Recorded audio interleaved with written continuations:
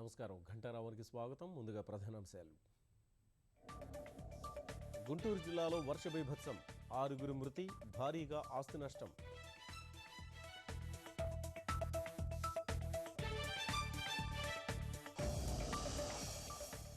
గుంటూరు జిల్లాను ముంచెత్తిన వానలు, నకరికల్లులో 24 సెంటీమీటర్ల గరిష్ట వర్షపాతం.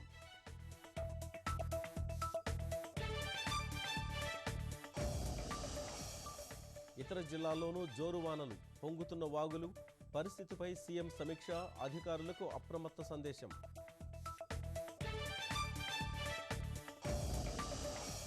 మహారాష్ట్ర తీర ప్రాంతంలో సాయుధుల కలకలం, నౌకాదళం అప్రమత్తత, కొనసాగుతున్న దుండగుల వేట.